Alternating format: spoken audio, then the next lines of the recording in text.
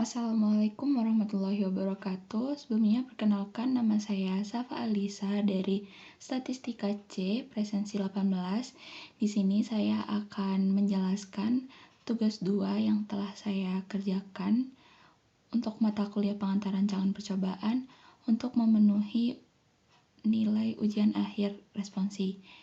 Yang pertama ada soal 1 yang kita melakukan pengujian menggunakan faktorial RAK atau faktorial rancangan acak kelompok, dan di sini ada data yang akan kita uji. Kemudian ini adalah tabel 2 arah di mana dosis pupuk nitrogen sebagai faktor B dan jenis pupuk komposito sebagai faktor A. Kemudian kita melakukan perhitungan. Yang pertama ada FK, itu didapatkan dari total ini 38,86 dibagi dengan banyak faktor A, banyak faktor B, dan ulangannya, yaitu sama dengan 18 dan didapatkan 83, sekian. Selanjutnya ada JK total, itu didapatkan dari jumlah kuadrat dari tiap-tiap ini, hasil ada 1,23 kuadrat ditambahkan dengan 1,25 kuadrat ditambah dengan 1,43 kuadrat dan sampai dengan ditambahkan dengan 2,92 kuadrat ditambah dengan 2,89 kuadrat dikurangi dengan FK dan didapatkan nilai 5,84618. Selanjutnya ada JK kelompok, didapatkan dari 19,37 kuadrat ditambah 19,49 kuadrat dibagi dengan 9. 9 ini didapat dari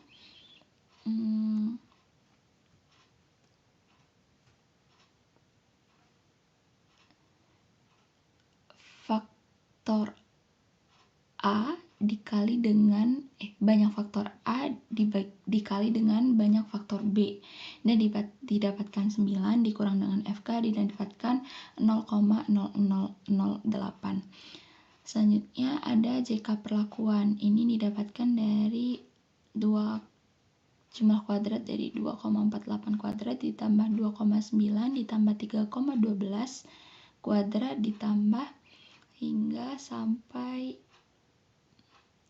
5,56 kuadrat ditambah 5,81 kuadrat dibagi dengan ulangannya yaitu 2 dikurang dengan FK dan didapatkan angka 5,83978. Selanjutnya ada JKPA atau JKA, itu didapat dari ini total dari perlakuan jenis pupuk kompos sebagai faktor A yaitu 8,5 kuadrat ditambah 13,89 kuadrat ditambah 16,47 kuadrat dibagi dengan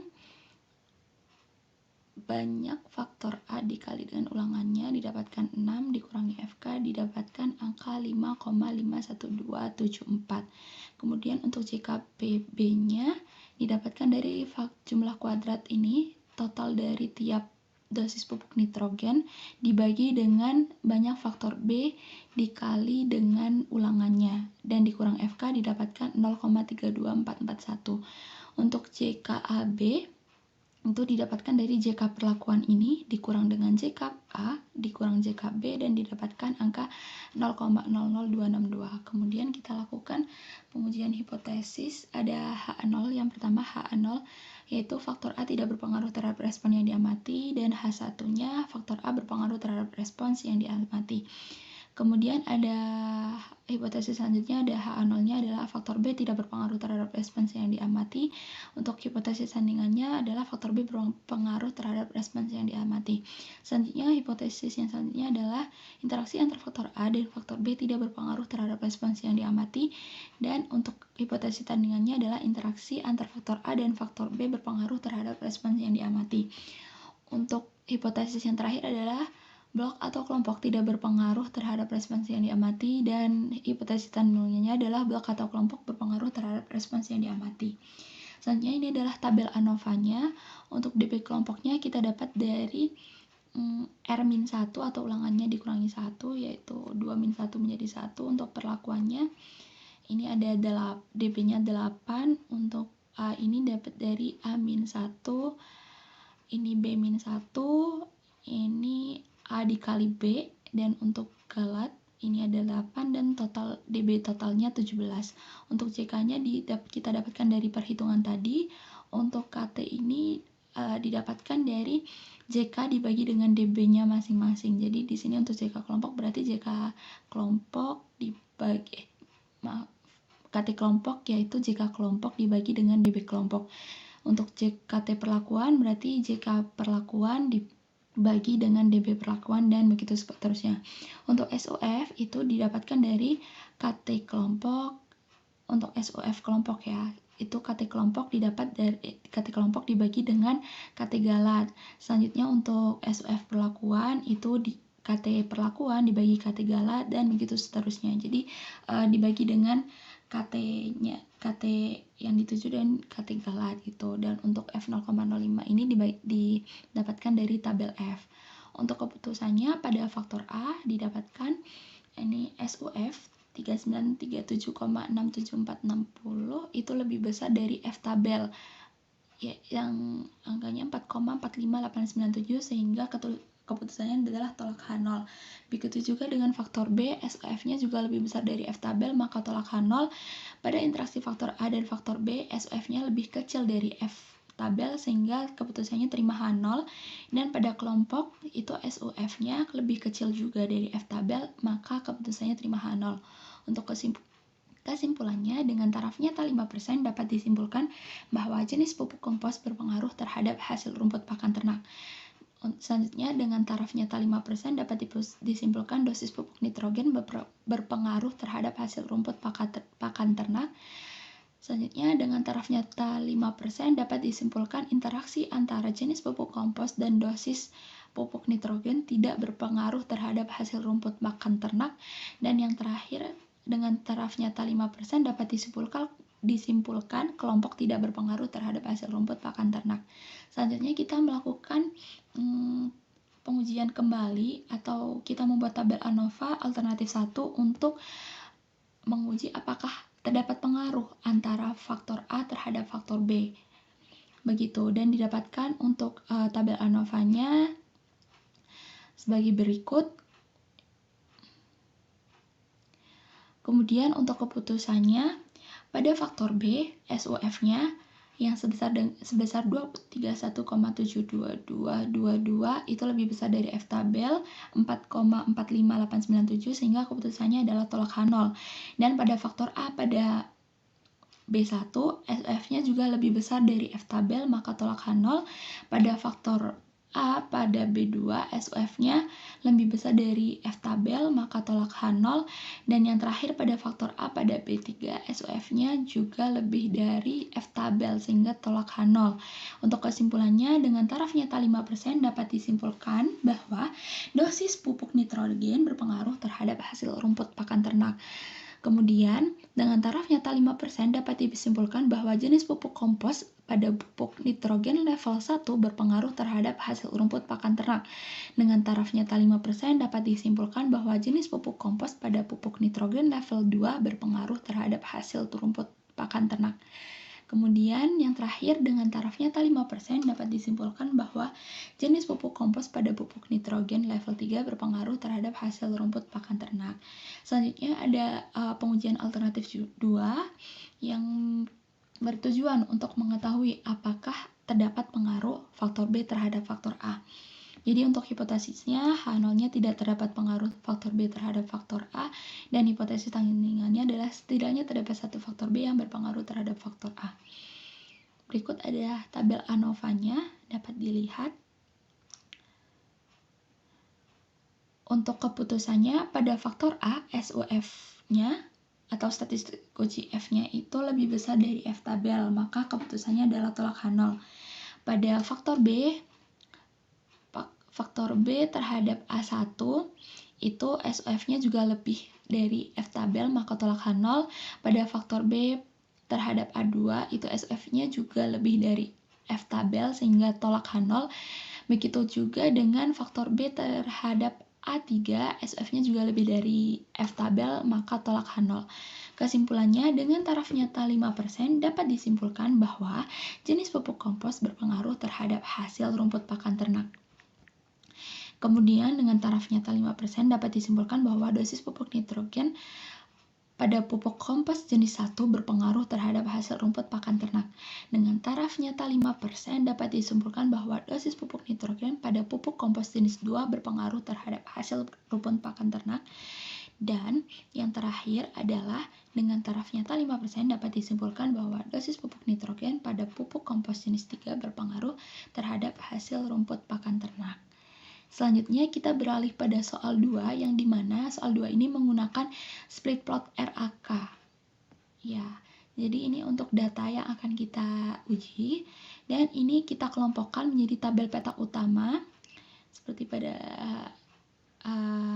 layar ini, dan kita kelompokkan yang kedua adalah tabel petak anakan seperti ini. Kemudian kita melakukan perhitungan. Untuk FK itu didapatkan dari 19,06,2 kuadrat dibagi dengan ABN, yaitu sebesar 48, dan didapatkan angka 75.699,9675. Untuk CK totalnya didapatkan dari jumlah kuadrat keseluruhan dikurangi dengan FK, dia dapatkan angka 7681,2. Untuk CKST-nya didapatkan dari 48,1 kuadrat ditambah 65,4 kuadrat ditambah 56 kuadrat ditambah sampai dengan ditambah 87,3 kuadrat ditambah 91,4 kuadrat dibagi dengan 2 dikurang dengan FK didapatkan angka 29,212. Ya, jadi DKST ini dibagi dengan B. Jadi B-nya itu 2. Dan ini tuh sebenarnya jumlah kuadratnya itu didapat dari ini, yang ini 48,1, 65,4, 56, 75,2 sampai dengan 87,3, 91,4 gitu. Selanjutnya ada JK kelompok, itu didapat dari ini. Total umum, nah pada tabel petak utama, jadi total umumnya dari setiap ulangan ini ada 448,2, 48,3, 483,4, 464,6, 510.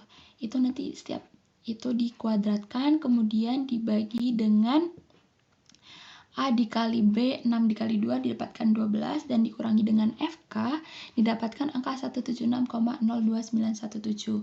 Kemudian ada JKA didapatkan dari 244,7 kuadrat ditambah 259,5 kuadrat ditambah 340,9 kuadrat ditambah 351,3 kuadrat ditambah 343,9 kuadrat ditambah 365,9 kuadrat dibagi dengan B dikali N, 4 dikali 2 didapatkan 8, dikurangi FK didapatkan angka 1674,14.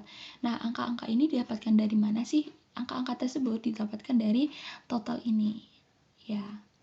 Kemudian ada JK Galat A, itu didapatkan dari JKST dikurangi JKK dikurangi JKA, didapatkan angka 245,0433.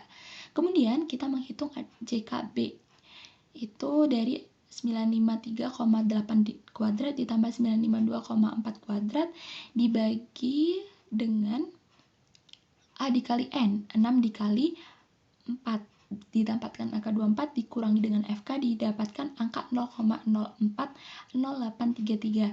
Nah, ini tuh didapat dari mana? JKB-nya itu didapat dari ini.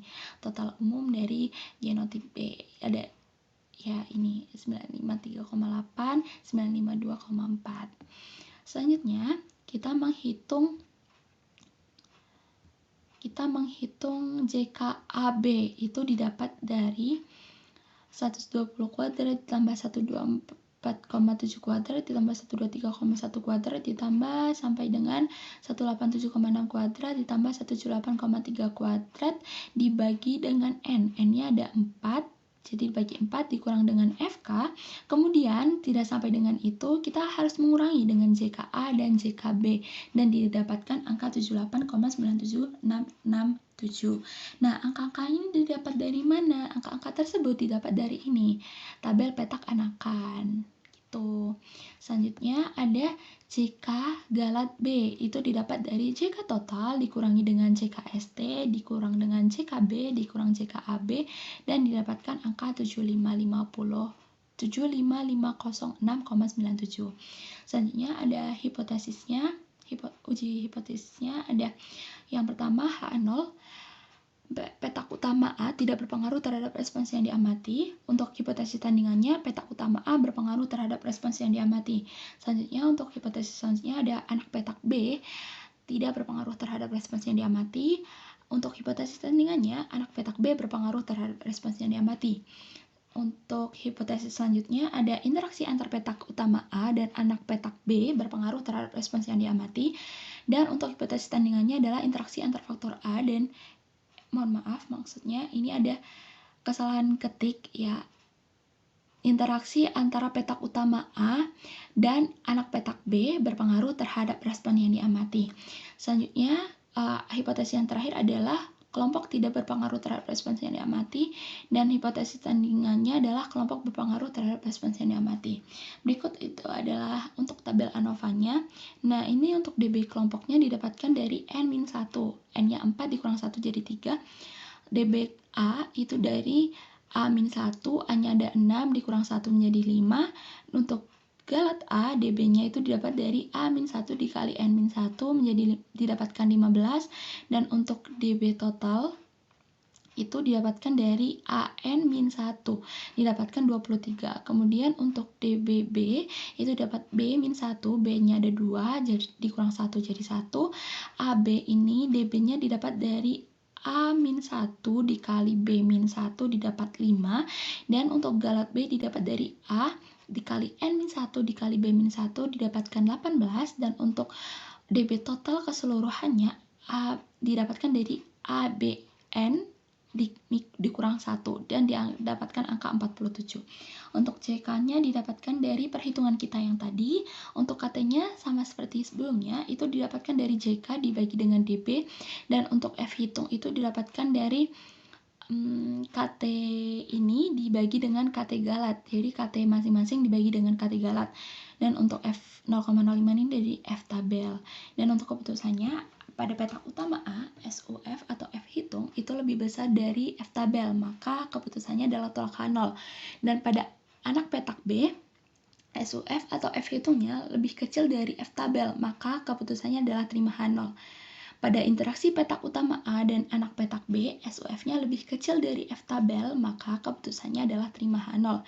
Dan yang terakhir pada kelompok SUF atau F hitungnya lebih besar dari F tabel dan keputusannya adalah tolak H0.